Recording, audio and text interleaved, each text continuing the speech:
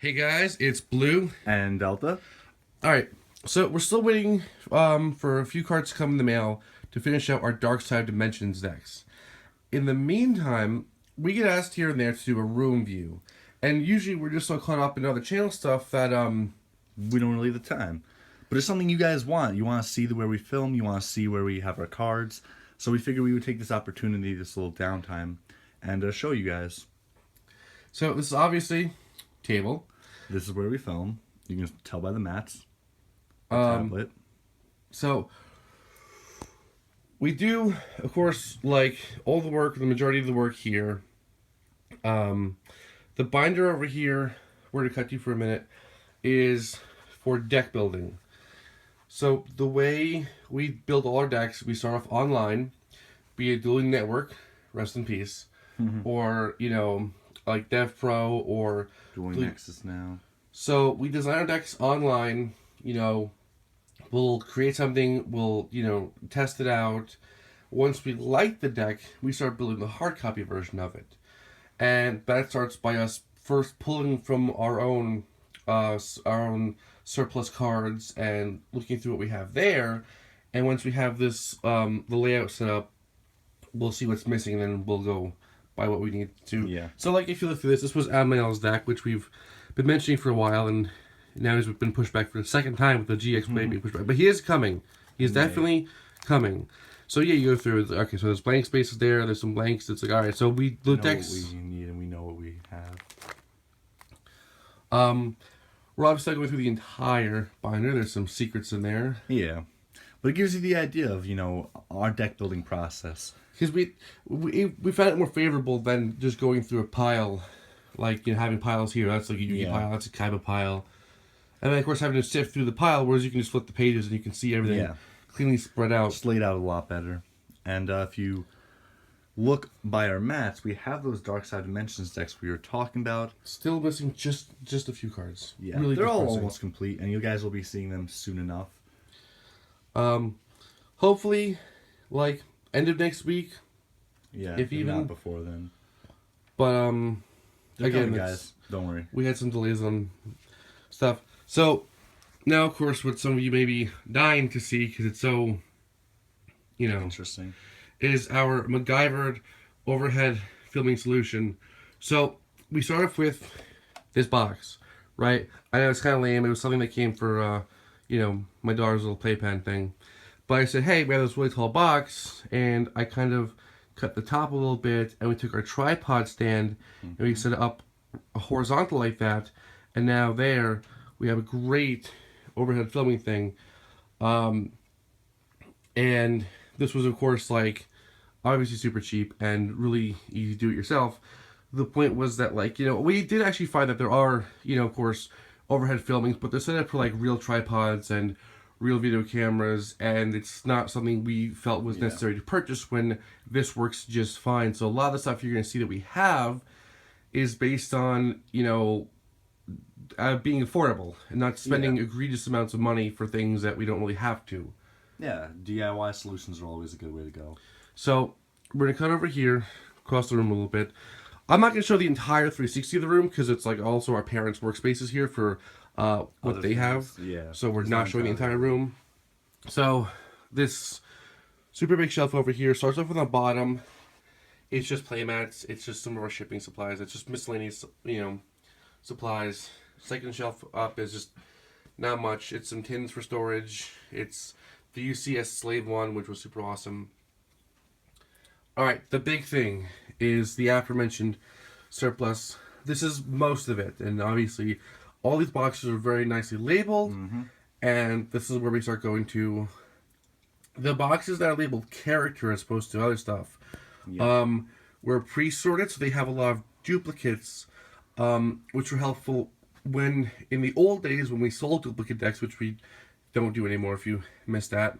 Also, if we keep building Yugi Kaiba decks for things, or Joey decks, there's always good, there's always duplicate cards like Seven Skulls, the Dark Magicians, whatever it is. So that's where frequently rebuild characters, and then the rest of the stuff is just, absolutely random garbage. Yeah, just sorted by type and stuff. We used to have these in tins, But boxes like these, they hold 1,000+ cards. It's just a much better solution for us.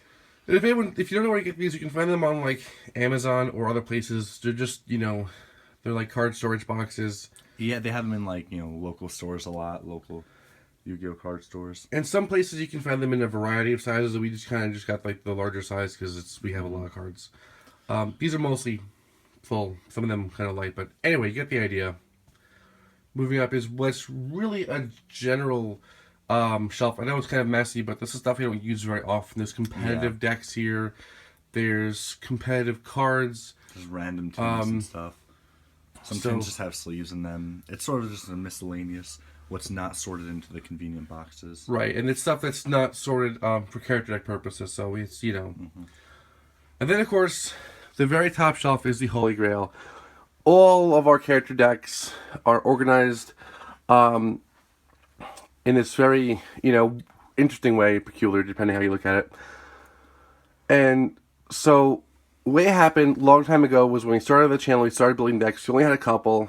We had the deluxe edition of boxes.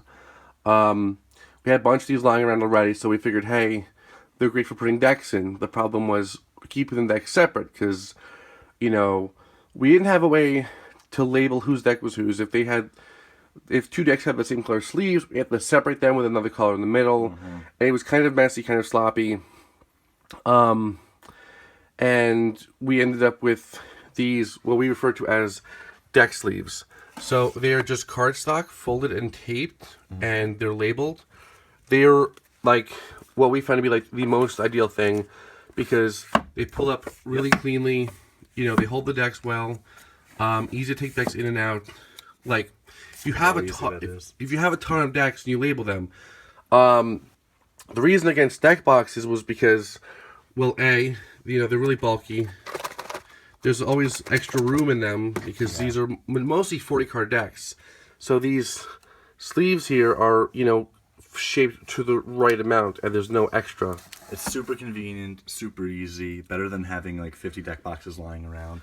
I mean, the deluxe edition boxes combined with the sleeves to pull them out is really it's super ideal. It's just organized so easily. Grab whatever you need. I mean, we can't overemphasize just how amazing this is for us. Yeah, this was like, again, because like we could not have like a mountain of deck boxes, even though we can label deck boxes and they'll hold the decks.